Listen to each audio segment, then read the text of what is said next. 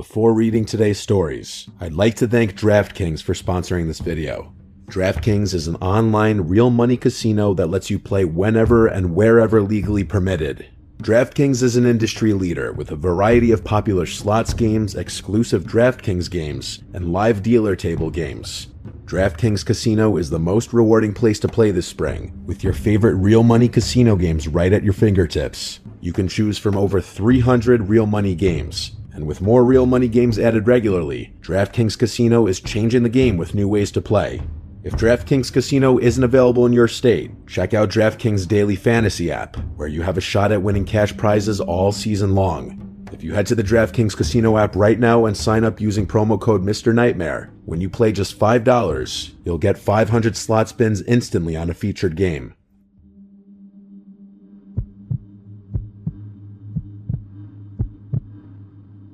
When I was 22, I started renting the downstairs apartment in my parents' house just to save money, but also have a little more privacy. Even though my parents would go away a decent amount, it still just felt like I had no privacy and couldn't even have friends or girls over in peace. The downstairs apartment is separated by a lockable door in the stairway. It was an open layout down there, with the mini kitchen being a part of the living room area. There was then my bedroom, bathroom, and laundry room down the hall, and a side entrance through the living room. This happened on a weekend that my parents were away, so I could be as loud as I wanted. I had my friends Anthony and Jay over just to shoot the shit and have a couple drinks on the couch watching the hockey game. Since my parents weren't home, we were blasting music as we chilled. I wouldn't say I got drunk, but I definitely got a buzz going by the end of the game. I would keep the door between my apartment and the upstairs unlocked when my parents were gone, since I didn't have to worry about them randomly coming down. I kept the drinks in the fridge upstairs since it was bigger and quite literally just worked better. Since my friends drove and had been drinking, both of them decided to crash at my place for the night. The couch down there was massive. It could easily sleep 3 people if they laid down the correct way. So after a pretty long night of drinking, I said goodnight and went to my room to go to sleep. I found myself waking up in my bed a few hours later. It was still the middle of the night, or early morning hours. I immediately heard what most likely woke me up. I heard footsteps from upstairs. Someone was walking around up there. It was a pretty natural assumption that it was Anthony or Jay going upstairs to check my parents' fridge for cold water or something, so I didn't let it bother me. I closed my eyes again, only to hear something else just a couple minutes later. The sound of my bedroom doorknob. Someone tried twisting it, but it was locked. I always lock my bedroom door, it's just a force of habit. I wondered why either of them were trying to come in, but I was tired and figured if I just didn't say anything and pretended to be asleep, they'd go back to sleep themselves. Maybe it sounds weird, but I just didn't have the energy to be bothered at all, and it worked. I fell asleep shortly after that. When I woke up the next morning, Anthony was already gone, but Jay was still asleep on the couch. When he heard me open the fridge door, he slowly started moving around and rubbing his eyes. I asked him if he was trying to come into my room last night, and he said no, he didn't think so, but that he didn't remember because he got pretty drunk. He and I went to a nearby deli to get some bacon, egg, and cheeses and coffee, and then we ate them in my backyard. He left not long after that, and I pretty much went about my day as usual. I didn't ask Anthony if he tried coming into my room because honestly I didn't care that much about it. It really wasn't a huge deal. I think I spent most of that Saturday out of the house doing stuff with other friends. I got back home pretty late at night, but not really intoxicated because that day was more of a marathon, and by then I'd sobered up. I was beat though, so I had a snack, washed up, and went straight to bed. When I say went to bed, I actually mean I crawled into bed and watched like an hour of something on TV. After I turned off the TV, right away, I heard it. Creaks and thumps from above, almost sounding like footsteps similar to the night before, directly overhead in the kitchen upstairs. I had to really focus and listen, but the sound stopped. I felt my heart start beating a bit faster.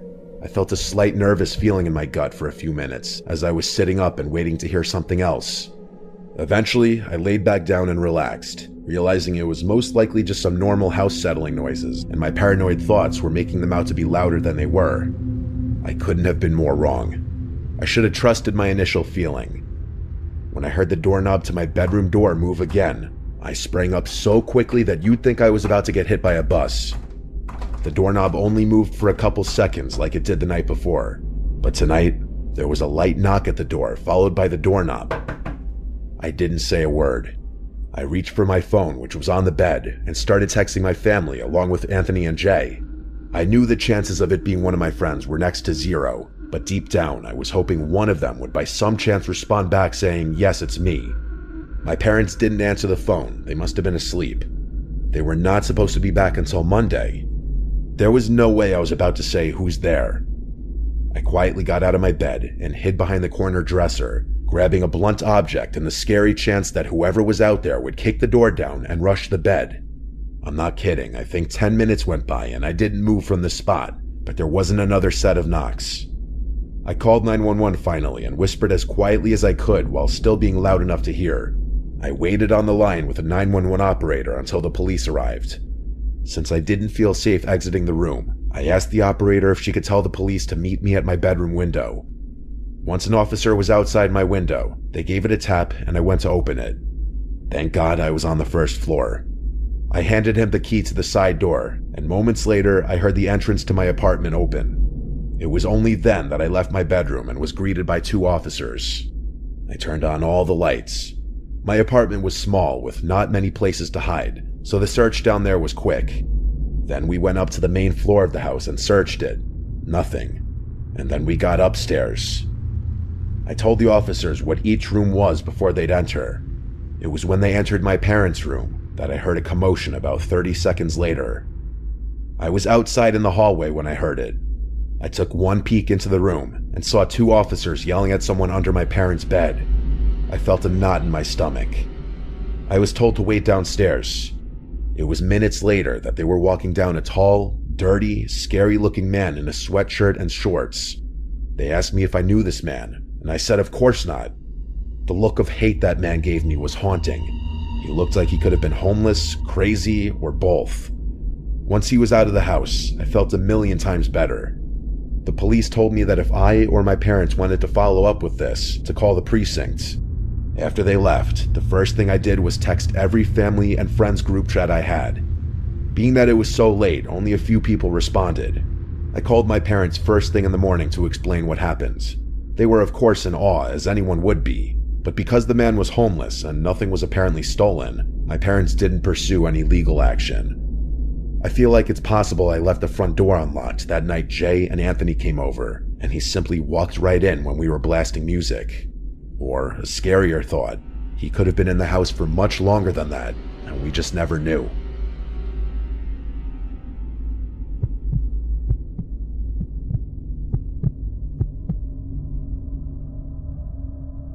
I've always loved the quiet.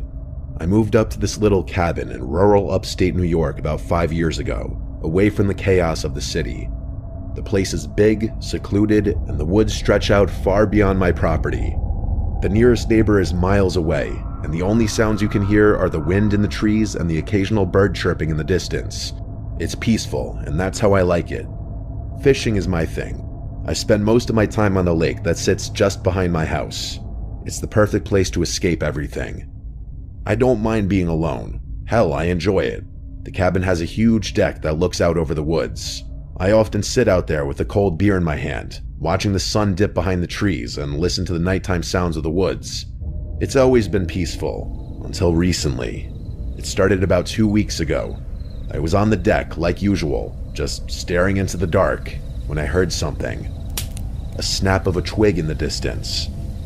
I didn't think much of it. Deer, maybe, or a raccoon. The woods are full of life, and I've gotten used to the noises over the years. But as the days went by, the sounds became more frequent. At first, it was just that, twigs snapping or leaves rustling, things I thought were just animals. But then, one night, I heard something different. A scratching sound. It came from the side of the house, somewhere near the window of the spare bedroom. It was quiet, almost like it was trying to be sneaky. I stood up my chair, heart pounding a little faster than usual. I waited, but nothing came after that. Probably just a squirrel, I told myself. But I didn't feel right. I decided to go inside and lock up for the night. The next evening, I heard it again. The scratching. It wasn't just at the side of the house anymore. Now it was closer. It sounded like it was coming from right outside the spare bedroom window. I froze, listening carefully, my nerves starting to fray. I couldn't explain it, but something felt off. I went to the window, pulling the curtains back slightly to see what was outside. The moonlight illuminated the trees, casting long shadows across the yard. The wind was still, and everything seemed normal. No animal, no person. I shook my head, telling myself that I was just letting my imagination run wild. It was probably a branch brushing up against the window, or maybe the wind. I convinced myself it wasn't anything to worry about and went to bed. The next night, the scratching returned. It wasn't just scratching anymore, though. It sounded like light tapping, as if someone were tapping on the window, trying to get my attention. My heart skipped a beat, and I jumped out of bed. I grabbed a flashlight and crept through the dark hallway toward the spare bedroom. When I reached the window, I shone the flashlight outside. There was nothing there. No person, no animal, just the same empty woods. But I couldn't shake the feeling that I wasn't alone. I couldn't explain it, but something was wrong. The air around me felt thick, heavy. I went back to bed, but I couldn't sleep. Every little noise seemed louder, and every creak of the floorboard sounded like someone was moving around in the house.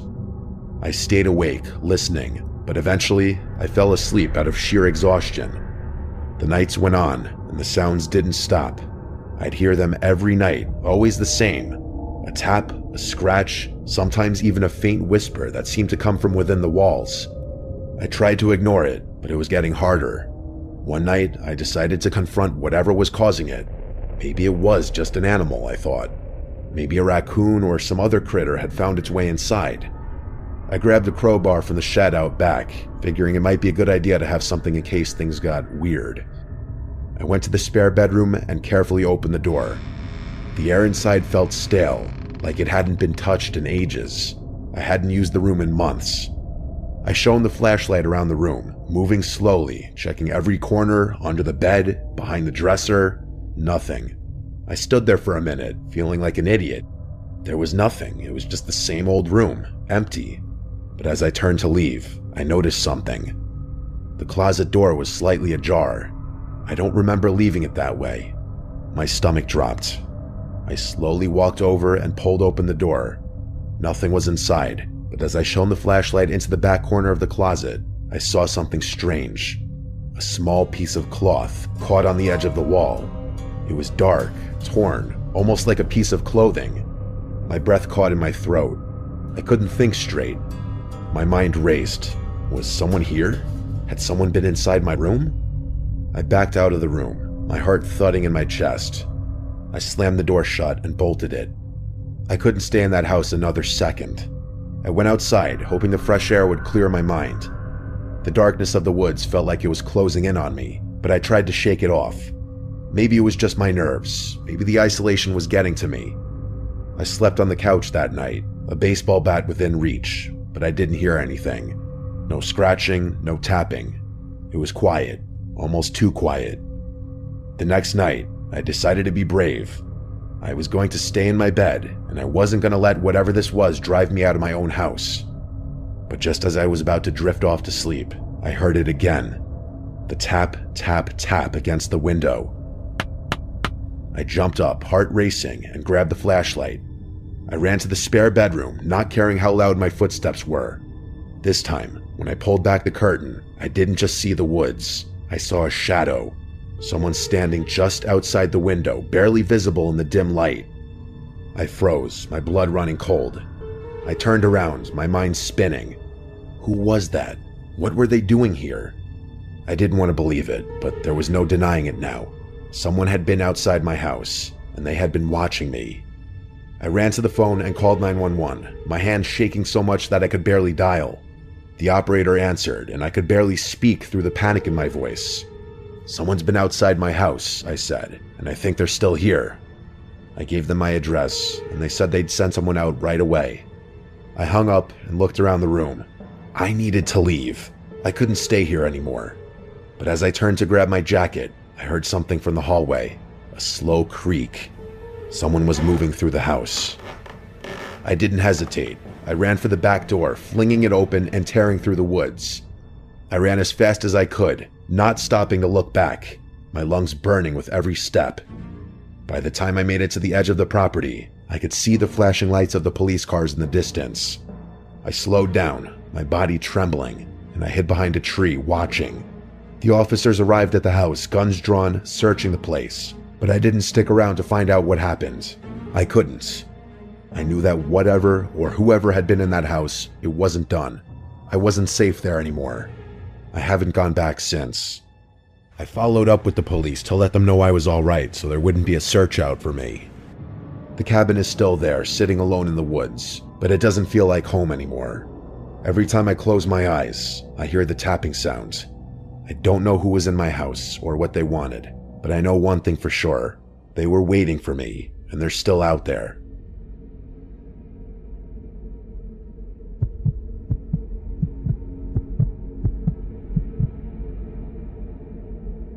This happened when I was about 15 years old, back in 2008.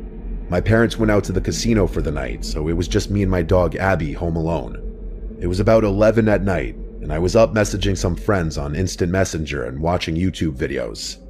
As I was typing and chatting away, I heard Abby barking at something in the living room. I figured it might be my parents getting home and just waited. After about a minute or so of more barking and no sound of the door opening, I got up and went into the living room to check it out. Abby was facing the windows that looked out onto our driveway, still barking. I couldn't really see out of the windows because the lights were off outside, and it was really dark.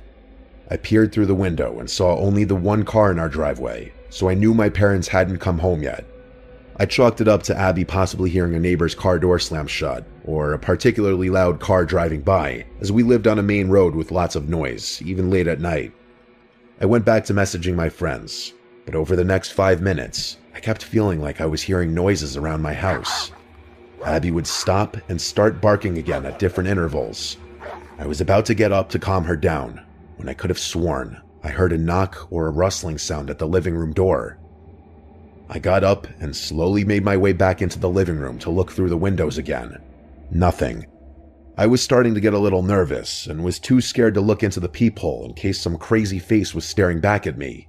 I double-checked to make sure the door was locked and was about to leave the room when the sound of knocking suddenly came from the side door of the house. My heart fluttered. I didn't know what to think. Like, did my parents get locked out and they were trying to get in? Was someone trying to break in? Was there more than one person? I barely had time to register those thoughts when I heard the sound of the doorknob from downstairs being shimmied with, like someone was trying to open it. Our basement was essentially under the house, with the entrance being pretty hidden. To get to that door, you had to walk around the entire house into our backyard and go under the deck. You'd either need to already know the door was there, or be really determined to find a way in. Abby was whimpering and barking louder than ever, running from room to room trying to locate the threat. It felt like the whole house was surrounded. The noises from the basement grew louder, and it almost sounded like whoever it was had managed to get it open, because suddenly, the noise stopped. My heart sank. I stopped breathing, standing frozen in the silence, just waiting for the next sound. Then, quick as a whip, Abby flew down the stairs and started growling maniacally at whatever was down there. Abby was a good-natured black lab who had never hurt a fly, but in this moment, I had never heard her sound more threatening. It felt like I was frozen in place for minutes. Finally, my fight-or-flight instinct kicked in when I realized Abby had stopped barking and growling. I called her upstairs and locked the door inside the house that led to the basement. I grabbed the home phone because I didn't have a cell phone yet and ran with Abby into the closet in my parents' room, where one of the guns we owned was stored. I sat there, armed and ready, about to call 911, when I suddenly heard the front door open. Abby sprinted out. I yelled no after her, but then heard the sound of my parents' voices. I ran into the living room to see them petting Abby and looking at me strangely. I spent the next several minutes recounting the events of the night to my parents. My mom was horrified, and my dad spent the next hour searching every corner of the house inside and out with his gun in hand. We didn't find anything, and I didn't sleep that night. The next afternoon, there was a knock at the front door. My heart immediately skipped a beat, and I instinctively darted into another room. My dad opened the door to find my Uncle Pete standing there with an envelope in his hand. Uncle Pete was a narcissistic creep, to say the least. He always mistreated my aunt and acted very weird around the kids and cousins at family parties. Nothing illegal as far as we knew, but he just had this way about him. You knew to try to avoid him. Growing up, I always felt a bit anxious whenever he talked to me. I can't remember anything specific he may have said, but his overall demeanor was unsettling. Even adults who spent too much time around him said he made them uncomfortable. I played softball, and his daughter, my cousin Kate, played in a league a few years below mine. I loved my cousin and always felt bad for her, having such a creepy dad, so I would often give her tips or help out her team with pitching and fielding lessons. My mom and I eavesdropped from another room and overheard Uncle Pete say something like, "I tried to stop by last night to drop it off, but no one was home, I guess." I couldn't hear much else, but shortly after, I heard my dad slam the door shut. My mom and I peeked out and asked what happened. My dad, his face quivering with anger, said that apparently Uncle Pete had been the one stomping around the house last night trying to get inside. He handed me the envelope, and I opened it to find a card with a gift card inside, thanking me for helping his daughter with softball lessons. A night of panic and terror, all at the hands of my creepy uncle. My dad had threatened him during the conversation at our front door, and after that, we never really spent time with him again. When I think about this story now, I'm at least glad I found out who was behind the incident. Otherwise, I might have spent years wondering if it had been burglars, a ghost, or something else. I'm thankful Abby was there to protect me. She most certainly scared him off when he was trying to get in through the basement. But even so, I'm still left with so many questions. What the hell was he thinking? Why did he need to drop that card off so late at night? Why didn't he get the hint that we weren't home when no one answered the front door? Why wouldn't he try calling the house to see if we were home? And worst of all, what would have happened had he gotten inside?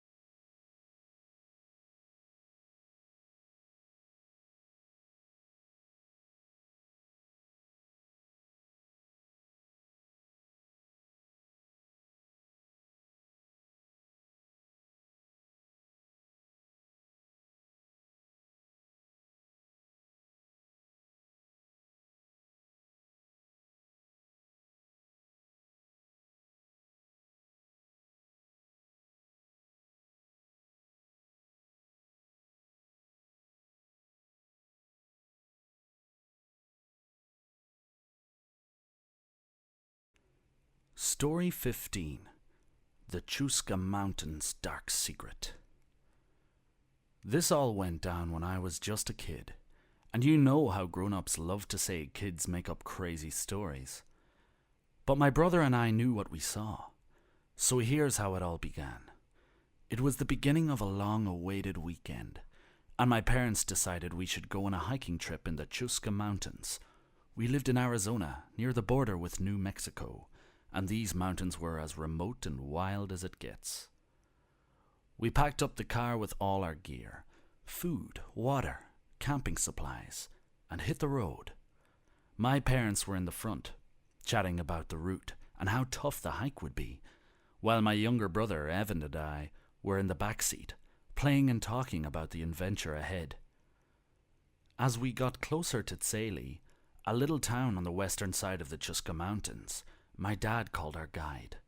This guy was supposed to show us around and share some cool stories about the area. When we got there, he was already waiting for us. He looked like he knew his way around these mountains well. We grabbed our stuff, made sure we had all the permits and everything, and started our hike at around 8 a.m. And just like that, our adventure was on. The first steps of our hike were filled with excitement. The guide led the way, pointing out interesting plants and sharing stories about the area. My parents followed, asking questions and soaking in the knowledge, while Evan and I lagged behind, lost in our own world of jokes and playful banter. As we trekked deeper into the Chuska Mountains, the landscape became more rugged and wild. The trail twisted through dense forests and rocky outcrops, and we had to navigate carefully. The air was fresh and crisp, filled with the scent of pine and earth. Around noon, we stopped for a break. My mom pulled out sandwiches and snacks, and we all sat down to eat and rest. After lunch, we packed up and continued our hike. The trail became steeper and more challenging, but the stunning views kept us motivated. My parents marveled at the sweeping vistas of untouched wilderness, while Evan and I competed to see who could spot the most wildlife. As the afternoon wore on, we finally reached the spot where we could set up camp for the night. As we reached our campsite, everyone was tired but in high spirits. The guide showed us a flat, sheltered spot to set up our tents. My parents immediately started unpacking the gear, and I jumped in to help the guide set up camp. Evan, as usual, was full of energy and eager to explore.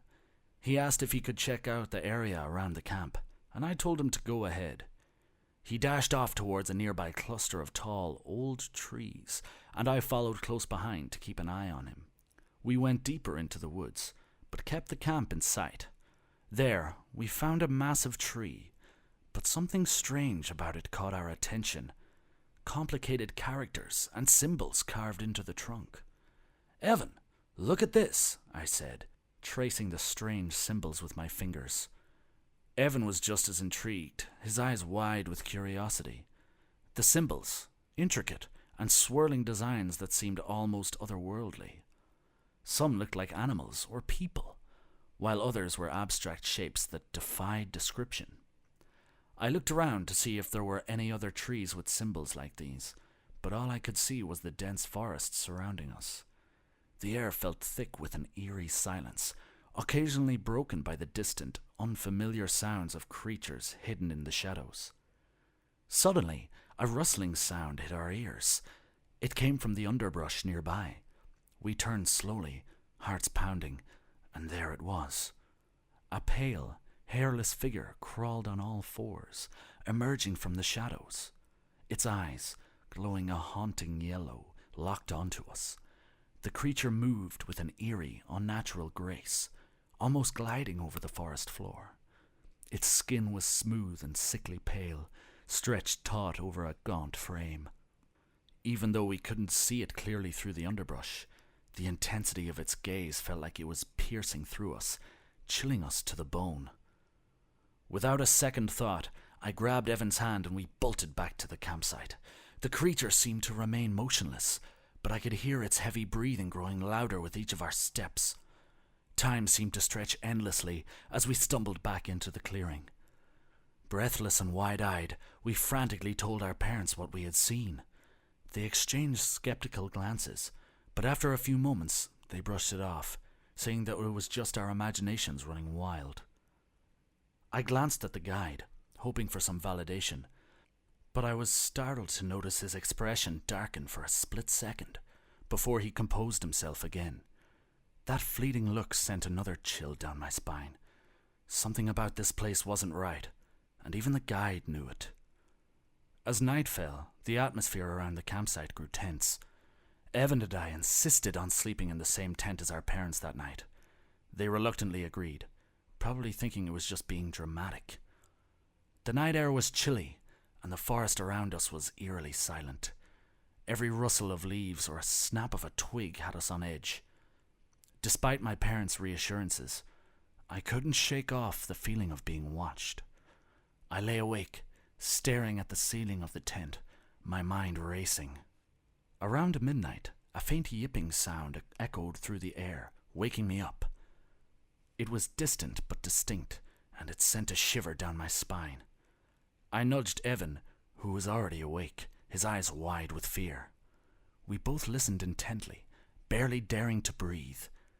The yipping grew louder, closer, and then we heard a soft scratching sound on the side of the tent. I froze, my heart pounding in my chest. In the dim light of the moon filtering through the tent, I could see faint shadows moving outside.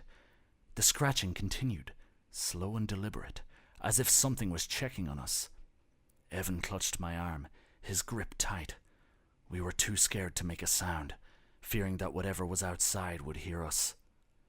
Minutes felt like hours as we lay there, paralyzed with fear. Eventually, the sounds faded, and the forest fell silent once more. We stayed awake for the rest of the night, too frightened to close our eyes.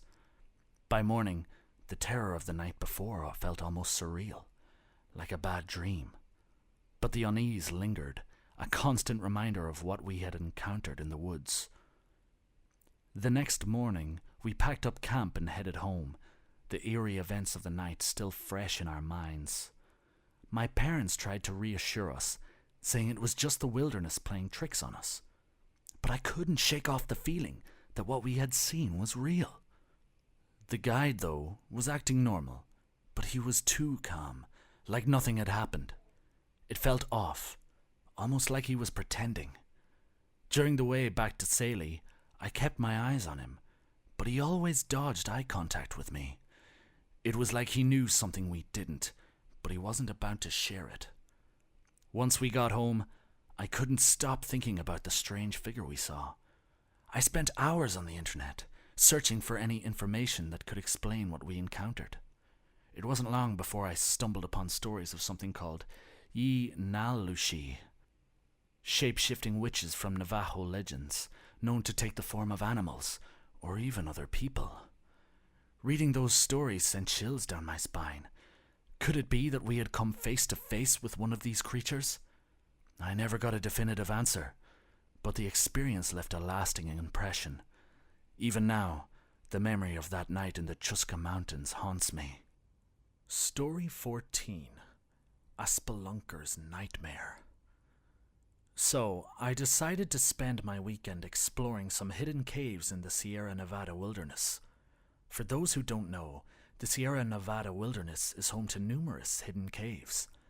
As an amateur spelunker, I was thrilled by the sheer mystery of it all. So I packed all my gear, double-checked my maps, and hit the road early on Saturday morning. The drive was absolutely stunning. Picture the sun rising and casting this beautiful golden light over the rugged landscape. When I got to this tiny town near the caves, I figured I'd better grab some extra supplies. I ended up chatting with this old shopkeeper while I was there.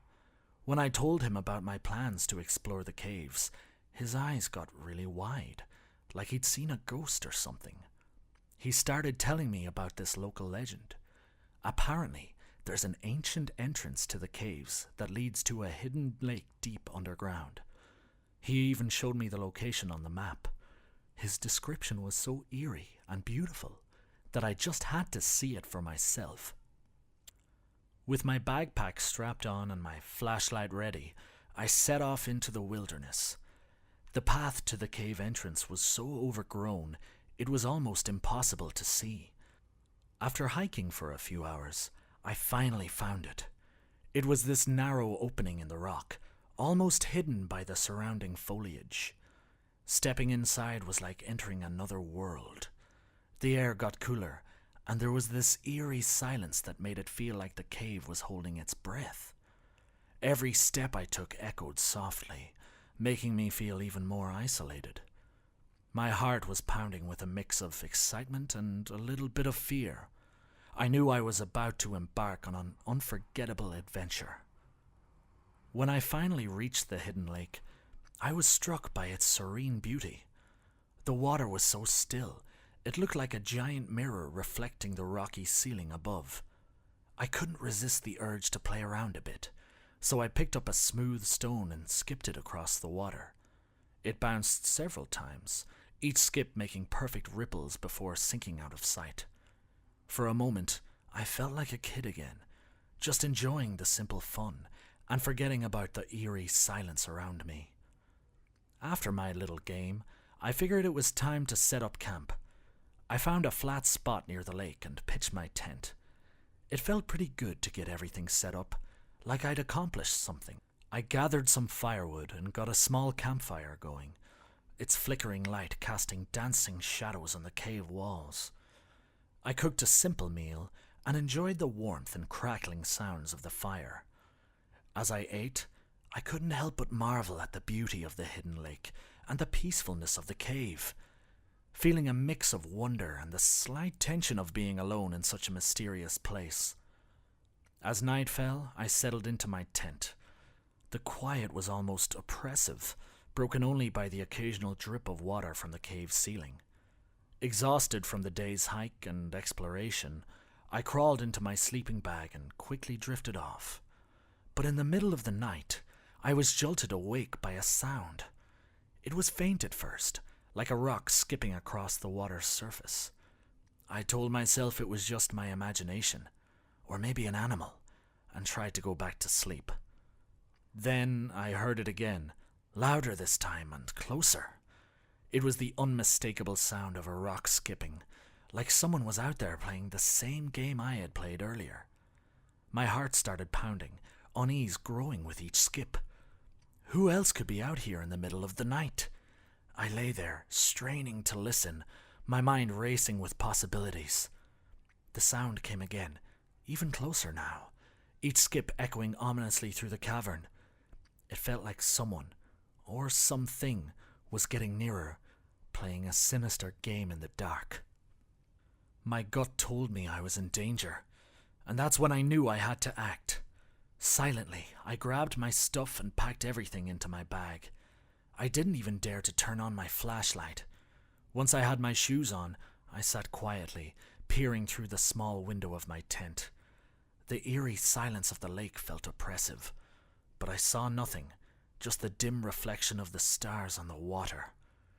Suddenly, the rock-skipping sound stopped, replaced by the sounds of footsteps on gravel. The danger was closer than I had thought. Apparently, staying inside the tent wasn't a good idea. Slowly, I unzipped the door and stepped out, holding my trekking pole like a weapon, ready for whatever might come. The darkness was disorienting. I couldn't see anything clearly, so I had to rely on my ears. Every sound seemed amplified in the silence of the cave. I turned around, but only my movements made noise. Then, I felt a light pat on my shoulder. I spun around, but there was no one there. The footsteps started again, this time even closer. Panicked, I turned on my flashlight and pointed it towards the sound, but there was still nothing. It felt like someone was playing with me. I scanned the area, my heart pounding. Suddenly, a series of rock-skipping sounds echoed from the lake, each one louder and nearer, and I realized it was targeting me. Fear surged through me, and I knew I had to get out of there as soon as possible. I rushed back into the cave, running as fast as I could. The footsteps behind me turned into a run, as if something was chasing me. But I didn't dare look back. I kept running, my breath ragged, my heart pounding. Hours passed, and the only sounds were my gasping breath and my footsteps on the rugged, wet, damp terrain. The cave seemed endless, but I kept pushing forward. Finally, I saw the faint light of dawn filtering through the cave entrance. The relief was overwhelming as I stumbled out into the daylight. I didn't stop until I was far away from the cave, back in the safety of my car. The experience left me in shock. The identity of the person or entity behind those creepy sounds remains a mystery, haunting me even now. Whenever I think back to that night, I can still hear the rocks skipping across the water, and those eerie footsteps following me through the dark. I don't think I'll ever go spelunking again, and the Sierra Nevada caves are definitely off my list. Story 13. Where's Tim? Back in the summer of 2000, My friends and I decided to take a break from our boring lives by heading out for a camping trip. We chose Mount Raven, a dense, creepy forest in British Columbia that felt like it was a world away from everything. Our group was a mix of thrill seekers and the occasional daredevil, but then there was Tim. Tim was different. He was the kind of guy who'd rather stay at home with a good book than venture into the wilderness. Always shy, always quiet, he loved getting lost in thick novels about far-off places and ancient times. So when he showed up last minute, backpack ready and all, we were pretty shocked. But there he was, standing on the edge of the parking lot, ready to brave the wild with us. We set up camp just as the sun dipped below the horizon, painting the sky with hues of orange and purple. That first night was filled with laughter and the crackling of the campfire. Some of us shared ghost stories, trying to outdo each other with the most spine-chilling tales. When it was Tim's turn, he just stared into the fire, completely silent. It was kind of creepy, honestly. By 11 p.m., the vibe had shifted. One by one, we crawled into our tents. I ended up with the guys, while the girls were in a tent nearby. Wrapped in my sleeping bag, I felt the cold gnaw at me. Tim was next to me, his warmth oddly comforting. Later that night, rustling noises woke me up. Groggy and half asleep, I squinted to see Tim slipping out of the tent. He moved slowly, careful not to wake anyone. Figuring he was just going for a pee, I rolled over and drifted back to sleep. Early the next morning, a cold wind swept through the tent, waking me again. Shivering, I noticed the tent door was unzipped, so I sat up to zip it, muttering about someone leaving it open. But then, I realized Tim wasn't beside me. Panic set in as I looked around the tent, but there was no sign of him. I hastily stepped outside and called out his name, but the woods responded with eerie silence. My heart pounded as I shook my friends awake. "Guys, Tim's gone!" They scrambled to get dressed and started searching the campsite. We split into groups, heading in different directions, yelling Tim's name. The deeper we went into the woods, the more the trees seemed to close in. Every shadow felt like it was watching us, and every crack of a twig made us jump. After what felt like forever, I finally spotted something in the river. Tim's coat, just floating there. My stomach dropped. The thought of him in that freezing water was terrifying. I shouted to the others, pinpointing the spot. Then we searched along the riverbank, hoping for any sign of him. Suddenly, a scream ripped through the air. One of the girls had found something. We all rushed over, and there, half buried in the mud, was an arm. It hit us hard that something awful had happened to Tim. Immediately, we called the cops. The wait felt endless. When they finally arrived, they swarmed the place, searching every inch of the river and the surrounding woods. By the end of the day, it got even worse. More pieces of a body, presumably Tim's, were scattered along the riverbank. But the most horrifying part was yet to come. Tied to an old, weathered boat floating further down the river, they found the rest of his body, his eyes still half closed. None of us knew about the killer or how it happened, but we were all summoned to the police station to give statements. They questioned us, but eventually let us go because they didn't have any solid evidence to charge anyone. The killer was still out there, lurking in the shadows, and no one knew when he would be back. The woods, which seemed like a fun adventure, now felt like a nightmare. We were all in shock, struggling to process the horror of what had happened to Tim. Some of us had even had panic attacks long after this terrifying event. The fear still lingered in the air, haunting us any time we heard people talk about him. A year later, when I was on a train back home from college, what I had never expected finally happened. It was late at night, and I found it hard to sleep. The train was full of people, someone even snoring. I leaned against the window, eyes wandering into the dark. That's when I heard it. Amidst the murmurs inside the train, a voice drifted through the air, sending chills down my spine. It was the voice I had heard that night in the mountains when I was half asleep. Tim having a conversation with someone outside our tent. My heart drummed in my chest as this realization hit me. I had never remembered it until I heard it again. That voice, low and menacing, belonged to whoever Tim was talking to. The person who took Tim was right there, around me. I looked up, startled to see a man fixing his eyes on me. The voice fell silent. In that fleeting moment, my body froze and my breath stuck in my throat. The man then walked away, and I hurriedly pulled out my phone and called the police. I don't know what this encounter would lead to, but I knew I had to do something for Tim, or at least save myself from whatever terrifying fate might be coming.